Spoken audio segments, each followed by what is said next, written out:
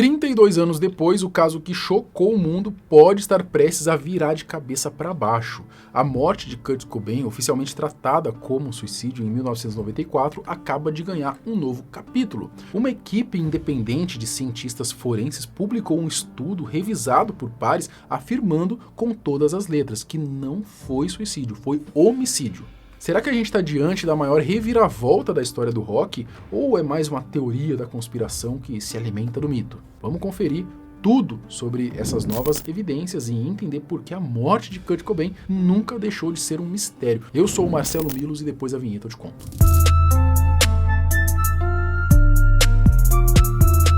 No dia 8 de abril de 1994, um eletricista chegou à casa de Kurt Cobain em Seattle e encontrou uma cena trágica. O Kurt ele estava no chão, com uma espingarda sobre o peito, um ferimento na cabeça e uma carta endereçada a Boda, enfim, era seu amigo imaginário de infância. A polícia concluiu que ele havia morrido 3 dias antes, em 5 de abril, e o Instituto Médico Legal do Condado de King classificou o caso como suicídio. A autópsia revelou que Kurt tinha no sangue uma concentração de heroína 10 vezes superior ao de um usuário pesado que normalmente consumiria, além de vestígios de Valium, que é um medicamento ansiolítico. A carta deixada ao lado do corpo falava sobre ter perdido a paixão pela música. A Courtney Love, que era sua esposa até então, afirmou que o marido já havia tentado suicídio outras vezes, incluindo uma overdose durante uma turnê aí pela Europa em março de 94, e o caso foi encerrado então como suicídio. Desde o primeiro momento, muita gente não engoliu muito essa versão oficial. Apenas 5 dias após a descoberta do corpo, o jornalista Richard Lee ele foi ao ar ali com uma série de programas chamado de Kurt Cobain Was Murdered. Seria então Kurt Cobain foi assassinado, isso na TV pública de Seattle. Lee apontou discrepâncias nos relatórios da polícia, incluindo questões sobre o disparo da espingarda e a ausência de certas evidências de sangue que deveriam estar presentes. O investigador particular, Tom Grant, ele foi contratado pela Courtney Love para poder localizar o Kurt antes da morte. Ele tornou-se então a voz mais proeminente contestando o suicídio, Ele possui gravações e documentos que, segundo ele, provam negligências nas investigações oficiais. Em 98, o documentário Kurt and Courtney explorou então a suspeita sobre a Courtney ter encomendado aí a morte do marido. Em 2015, o filme Soak and Bleach apresentou os acontecimentos pela perspectiva de Tom Grant e se tornou uma referência para quem defende a teoria de homicídio. A Courtney, inclusive, tentou de todas as formas impedir a exibição do filme, mas não conseguiu. Uma das teorias que mais circula na internet até hoje, como a gente vai falar de teoria aí da conspiração, deixa eu colocar o meu chapéuzinho de alumínio, aqui. Uma das teorias que mais circula até hoje é que a Courtney Love, ela tinha motivos financeiros e pessoais fortes para querer o Kurt morto. Ela herdaria então tudo com a morte dele, incluindo os direitos sobre o material do Nirvana, que valem milhões até hoje. Além disso, Kurt estaria planejando pedir o divórcio e retirar a Courtney do testamento, o que a deixaria com muito menos do que esperava. Para muita gente na internet, juntar esses pontos com todas essas inconsistências da cena do crime cria um cenário no mínimo suspeito. A carta de suicídio parecia ter 2 caligrafias diferentes, como se a parte final tivesse sido adicionada por outra pessoa. A quantidade de heroína no sangue era alta demais para alguém conseguir segurar uma espingarda logo depois, mirar e puxar o gatilho. Ao longo de 3 décadas, a polícia de Seattle revisou o caso algumas vezes, divulgou fotos da cena do crime e reafirmou repetidamente que se tratava de um suicídio. Mas nunca conseguiu acabar com as dúvidas. E agora, em fevereiro de 2026, surge uma nova investigação, mais séria e bem mais completa, aí talvez a mais completa já feita sobre a morte de Kurt Cobain. Uma equipe independente formada por cientistas forenses do setor privado conduziu uma análise exaustiva da autópsia de Kurt Cobain e dos materiais da cena do crime. Os especialistas forenses, o Brian Burnett, que ele já trabalhou em múltiplos casos envolvendo overdoses seguidas, de trauma por arma de fogo, ele liderou então essa investigação ao lado da pesquisadora Michelle Wilkins.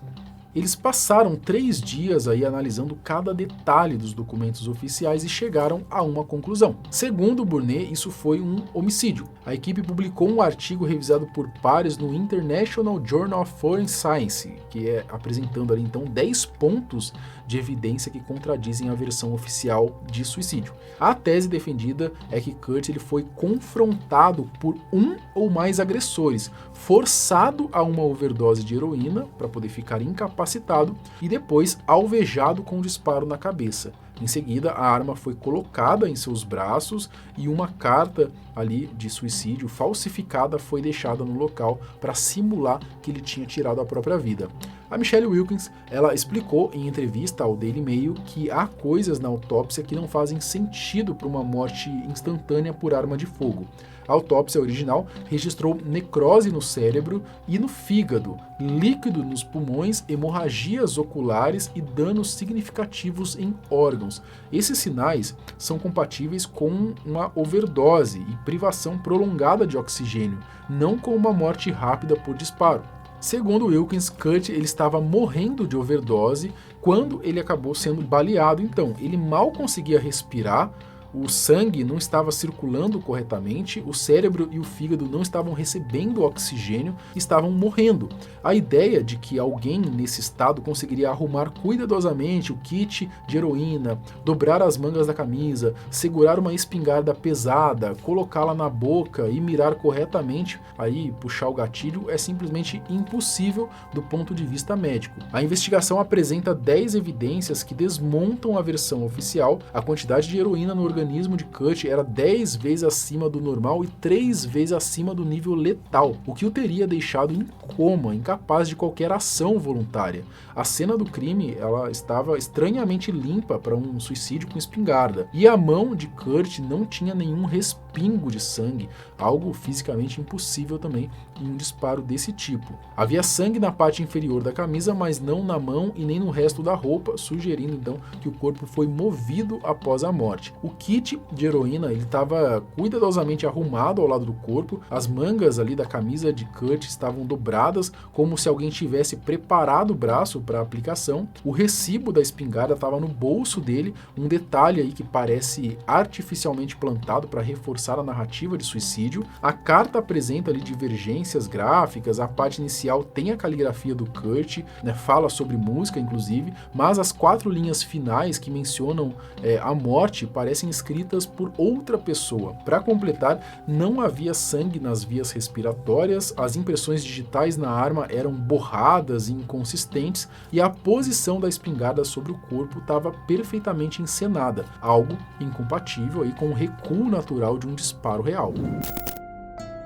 Diante dessas evidências, a equipe pediu então formalmente a reabertura da investigação, mas tanto o Instituto Médico Legal do Condado de King quanto o Departamento de Polícia aí de Seattle recusaram, tá? Reafirmando que a conclusão de suicídio mantém essa conclusão, né, encerrando qualquer possibilidade de revisão. A Michelle Wilkins ela reagiu aí com frustração, deixou claro que o objetivo do grupo não é prender ninguém, mas apenas ter acesso ao material completo para uma reavaliação honesta. E ela desafiou as autoridades diretamente, né, dizendo que se eles estiverem errados, que provem. A Wilkins ela também comentou sobre o impacto dessa recusa. Ela disse que desde 94, suicídios por imitação nunca pararam, né, e manter a versão oficial de suicídio, quando há evidências fortes de homicídio, pode estar custando vidas até hoje.